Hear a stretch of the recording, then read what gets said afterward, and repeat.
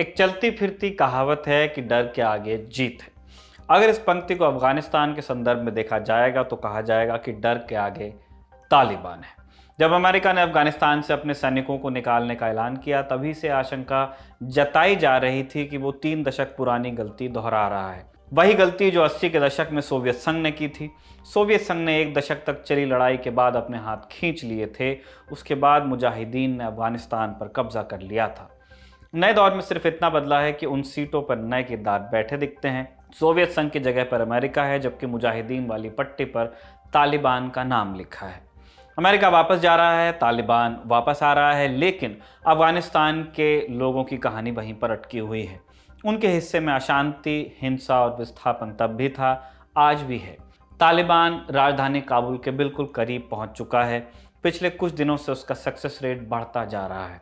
अब इस बात में होड़ लगी है कि तालिबान कितनी जल्दी राजधानी पर अपना दावा कर पाता है। पिछले 2 दिनों में तालिबान 6 प्रांतों की राजधानियों को जीत चुका है। तालिबान की इस सफलता के मायने क्या हैं? अफगान जनता पर इसका क्या असर पड़ रहा है और क्या अब कोई शक्ति तालिबान को रोक सकती है? सब विस्तार से बताएंगे। नमस्ते, मेरा नाम है निखिल और आप देखना शुरू कर चुके हैं ललन टॉप का इंटरनेशनल खबरों का डेली बुलेटिन दुनियादारी। साल 1988, तारीख 14 अप्रैल, जेनेवा में यूनाइटेड नेशंस के हेडक्वार्टर में एक संधि हुई। पाकिस्तान और अफगानिस्तान के बीच तय हुआ कि दोनों देश एक दूसरे के आंतरिक मसलों में दखल नहीं देंगे। इस समझौते के गवाह 2 बड़े देश भी थे, अमेरिका और सोवियत संघ, उस समय के सुपर पावर्स। अब इनके बीच क्या तय हुआ? यही कि सोवियत संघ अफगानिस्तान पर अपना दावा छोड़ देगा और अमेरिका मुजाहिदीनों को मदद देना बंद करेगा। सोवियत संघ अफगानिस्तान में कम्युनिस्ट सरकार की स्थापना के मकसद से घुसा था। दिसंबर 1979 में सोवियत सेना ने काबुल पर कब्जा जमा लिया। सोवियत कठपुतली सरकार चलाने लगा। वो कोल्ड वॉर का दौर था। अफगानिस्तान में अमेरिका का आना लाजमी था। वो सीधे तौर पर तो नहीं आया, लेकिन उसने दुश्मन के दुश्मन को अपना दोस्त बनाया। अमेरिका के दोस्त थे मुजाहिदीन, ग्रामीण इलाकों के वॉरलॉर्ड्स, जो अफगानिस्तान को विदेशी चंगुल से आज़ाद कराना चाहते थे। अमेरिका और पाकिस्तान ने उन्हें हथियार भेजे, पैसे दिए और ट्रेनिंग दी। बदले में उन्होंने सोवियत सेना को भारी नुकसान पहुंचाया। 1985 में सोवियत संघ में मिखाइल गोर्बाचोव कुर्सी पर आ चुके थे। वो वेस्ट के साथ रिश्ते सुधारना चाहते थे। अफगानिस्तान की लड़ाई उनके गले की फांस बन गई थी। बेहिसाब पैसे और सैनिकों की कुर्बानी के बावजूद इस लड़ाई का कोई नतीजा नहीं निकल रहा था जो किसी के भी समझ में आए। गोर्बाचोव ने तय किया कि इस अंतहीन बर्बादी को रोकना जरूरी है। इसी कोशिश के तहत जिनेवा में समझौता हुआ। अंततः 15 फरवरी 1989 को सोवियत सैनिक अफगानिस्तान से निकल गए। सोवियत संघ तो वापस चला गया, लेकिन मुजाहिदीनों का ईमान डोलने लगा। उनके पास हथियार और पैसे की कोई कमी वैसे भी नहीं थी, पर्याप्त सपोर्ट भी था। सबसे अहम बात, अफगानिस्तान में कोई उनको टक्कर देने वाला बचा नहीं था, कोई दूसरी ताकत नहीं थी। ऐसे में मुजाहिदीनों के बीच अलग अलग इलाकों पर कब्जे को लेकर लड़ाई शुरू हो गई। इनमें एक ग्रुप कंधार के उन धार्मिक छात्रों का भी था जिन्हें तालिब कहा जाता था। तालिब का गठन हुआ 1994 के पतझड़ में। इसकी बुनियाद बनी एक स्थानीय घटना। संगीसर शहर के पास एक महिला का अपहरण हुआ, उसके साथ कई बार रेप किया गया। इसके पीछे हाथ था एक स्थानीय वॉरलॉर्ड का। तालिबान के लड़ाकों ने आरोपी को पकड़ा, उसकी हत्या की और उसकी लाश को एक टैंक से लटका दिया। इस क्रूर घटना ने तालिबानी लड़ाकों को अगल बगल के इलाके में पहचान दिला दी। इसके बाद इस संगठन ने बड़े स्तर पर भर्ती शुरू की। इसके निशाने पर थे दीनी तालीम ले रहे छात्र। इन छात्रों से कहा जाता कि इस्लाम खतरे में है। लोग शैतानियत के साथ खड़े हो गए हैं। सरे बाजार लोगों की इज्जत उतारी जा रही है। जब इस्लाम ही खतरे में हो तो केवल पढ़ाई करने से कुछ फ़ायदा नहीं होगा। इस्लाम के मुताबिक समाज बनाने के लिए इस्लाम के ही छात्रों को आगे आना होगा। तालिबान का ये प्रोपेगेंडा काम करने लगा। नए लोग उसके साथ जुड़ते गए। तालिबान को पड़ोसी देश पाकिस्तान और उसकी खुफिया एजेंसी ISI का भरपूर सपोर्ट भी मिला। पाकिस्तान को वहाँ एक दोस्ताना सरकार चाहिए थी ताकि उनके अपने हित सुरक्षित रहें। इसके बाद तो तालिबान के लिए पूरा मैदान ही खुल गया। जैसे सितंबर 1996 में तालिबान ने काबुल को जीतकर अफगानिस्तान पर शासन शुरू कर दिया। तालिबान की बुनियाद पर नज़र जब डाली जाती है तो साफ साफ नज़र आता है कि वहाँ अमेरिका के नाम की खाद पड़ी हुई है। यानी तालिबान को फलने फूलने में सबसे बड़ी मदद उसी ने दी थी। वही अमेरिका कुछ समय बाद तालिबान के खिलाफ क्यों हो गया, ये भी समझने वाली बात है। 1990 के दशक में अमेरिकी नागरिकों और दूतावासों पर कई हमले हुए थे। इन हमलों में शामिल आतंकियों के तार अफगानिस्तान से जुड़े होते थे। तालिबान इन आतंकियों को पनाह मुहैया करवाता था। इस मामले का टिपिंग पॉइंट आया 9 सितंबर 2001 को, जब अलकायदा के आतंकियों ने अमेरिका की सरजमीन पर कई हमले किए। इन हमलों में एक ही दिन में लगभग 3000 लोगों की जान गई। उस समय अमेरिका के राष्ट्रपति थे जॉर्ज डब्ल्यू बुश। उन्होंने कहा कि इस हमले का बदला लिया जाएगा। अमेरिका ने लादेन को सौंपने की मांग रखी। मांग पूरी नहीं हुई तो अमेरिका के नेतृत्व में नाटो सेना अफगानिस्तान में उतर गई। उन्होंने तालिबान को कुर्सी से हटाकर सिविलियन सरकार बिठाई। इसके बाद तालिबान के साथ सीधी जंग की शुरुआत हुई। इस साल अफगानिस्तान वॉर को 2 दशक पूरे हो गए। ताज़ा हाल क्या है? तमाम संसाधन और पैसा खर्च करने के बावजूद अमेरिका तालिबान को हरा नहीं पाया है। उसे तालिबान के साथ समझौता करना पड़ा है। तालिबान से लड़ने आए सैनिक सिर झुकाए वापस लौट रहे हैं। अमेरिका ठीक उसी हालत में पहुंच चुका है जिस हालत में एक समय सोवियत संघ खड़ा था, या उससे पहले अमेरिका खुद वियतनाम में खड़ा था। जानकारों ने पहले भी चेताया था कि अमेरिका को सोवियत संघ वाली गलती नहीं दोहरानी चाहिए। उसे तालिबान के साथ फुल एंड फाइनल करने के बाद ही देश छोड़ना चाहिए। FNF कॉरपोरेट के कर्मचारी समझते होंगे इस बात का दर्द, लेकिन अमेरिका नहीं माना। उसने अच्छी बात नहीं सुनी, FNF नहीं किया। उसने अपने सैनिकों को निकालने में जल्दबाजी की। कहा जा रहा था कि इससे तालिबान को खुली छूट मिल जाएगी। पिछले कुछ समय से यही देखने को मिल भी रहा है। इस दावे के कई जीवंत उदाहरण आपको मिल जाएंगे। जैसे तालिबान ने अफगानिस्तान के 80% से अधिक इलाकों पर कब्जा कर लिया है एज वी स्पीक, जब इस बुलेटिन की रिकॉर्डिंग हो रही है। पिछले 4 दिनों में उसने 6 प्रांतीय राजधानियों को जीता है। तालिबान ने एक तरह से राजधानी काबुल की घेराबंदी कर दी है। कहा जा रहा था कि अफगान सेना के पास हथियारों और पैसे की कमी नहीं है। इसके बावजूद हर एक मोर्चे पर उन्हें हार का सामना करना पड़ रहा है, जबकि उनके पास एयर सपोर्ट है, तालिबान के पास नहीं है।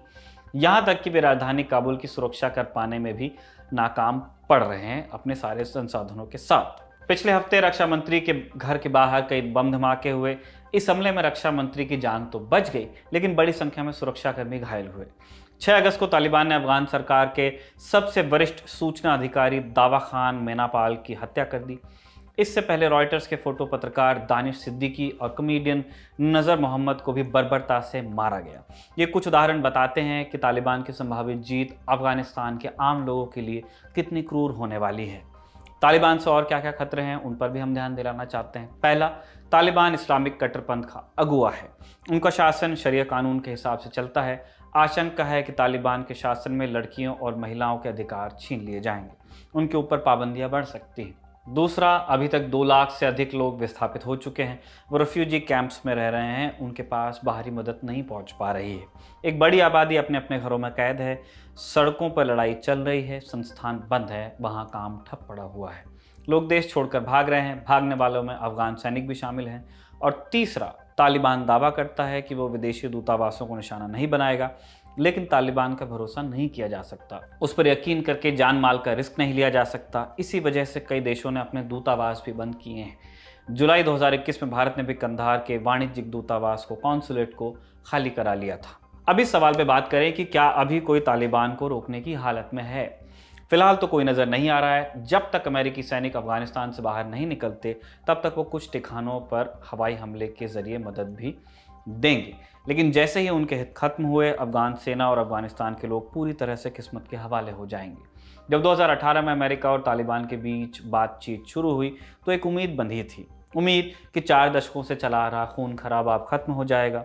क्या होना चाहिए और क्या हो रहा है, इसके बीच अब लंबी खाई बन गई है, जिसे पाट पाना शायद ही कभी संभव हो पाएगा। ये था हमारा बड़ी खबर सेगमेंट। अब चलते हैं सुर्खियों की तरफ। पहली सुर्खी टोक्यो ओलंपिक से जुड़ी है। 8 अगस्त को इस साल के ओलंपिक खेलों का समापन हो गया। इस बार पदक तालिका में पहले स्थान को लेकर कांटे की टक्कर रही। अंत में अमेरिका ने 39 गोल्ड मेडल्स के साथ अपना स्थान हासिल किया। चीन 38 गोल्ड्स के साथ दूसरे, जबकि जापान 27 गोल्ड्स के साथ तीसरे स्थान पर रहा। कोरोना महामारी के बीच ओलंपिक्स का आयोजन इतिहास के पन्नों में दर्ज हो गया।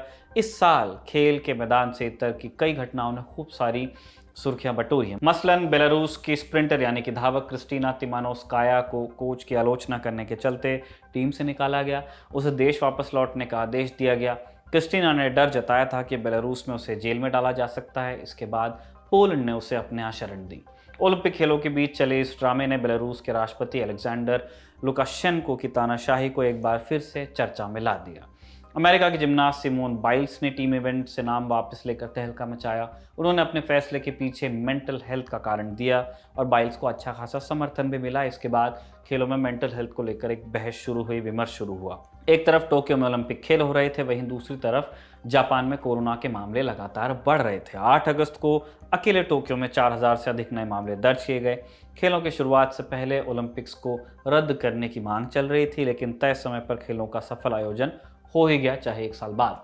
हालांकि इसमें दर्शकों को शामिल होने का मौका नहीं दिया गया। खेलों से जुड़े 458 लोग कोरोना संक्रमित पाए गए। खैर, तमाम आशंकाओं के बीच ओलंपिक मशाल नए पड़ाव के लिए निकल गई है। अगले ओलंपिक गेम्स 2024 में फ्रांस की राजधानी पेरिस में खेले जाएंगे।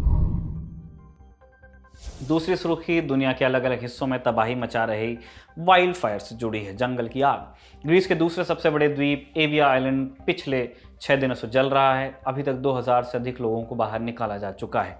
एविया के अलावा राजधानी एथेंस के आसपास के जंगलों में भी भयानक आग है। 8 अगस्त को एथेंस में एक फायर फाइटर की भी मौत हुई आग से लड़ते हुए। लोगों का कहना है कि ये सब किसी हॉरर फिल्म की तरह है। ग्रीस के अलावा तुर्की, लेबनान, इटली और स्पेन भी खतरनाक वाइल्ड फायर का सामना कर रहे हैं। तुर्की में 8 लोगों की मौत अब तक हो चुकी है, जबकि सैकड़ों घायल हुए हैं।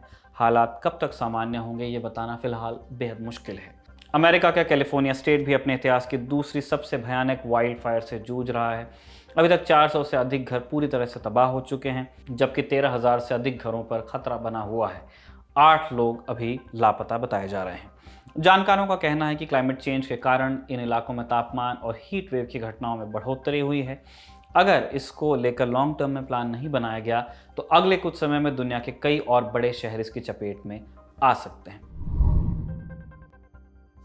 आज की तीसरी और अंतिम सुर्खी सीरिया से है। 8 अगस्त को टोक्यो में ओलंपिक खेलों का अंत हो रहा था। वहीं दूसरी तरफ सीरिया में रेफ्यूजी कैंप्स के बच्चों के बीच टेंट ओलंपिक्स की शुरुआत हुई। इदलिब सीरिया में विद्रोहियों का आखिरी गढ़ है। यहाँ सिविल वॉर के कारण विस्थापित हुए हजारों लोग अस्थायी टेंट्स में रह रहे हैं। टेंट ओलंपिक्स में 12 अलग अलग टेंट्स में यानी रिफ्यूजी टेंट्स में रहने वाले बच्चों ने हिस्सा लिया। आयोजकों ने कहा कि उनका मकसद बच्चों में उम्मीद जगाना है, साथ ही वे इंटरनेशनल कम्युनिटी का ध्यान भी अपनी तरफ खींचना चाहते हैं। इस साल के टोक्यो ओलंपिक्स में सीरिया के कुल 15 एथलीट्स ने भाग लिया। इनमें से 6 सीरिया की नेशनल टीम में थे, जबकि 9 खिलाड़ी ओलंपिक रेफ्यूजी टीम का हिस्सा थे। इनमें से सिर्फ एक खिलाड़ी ने कांस्य पदक जीता। आज का दुनियादारी यहीं पर समाप्त होता है। कल फिर आपसे मुलाकात होगी। इसी उम्मीद के साथ विदा लेते हैं। शुक्रिया। शुभ रात्रि।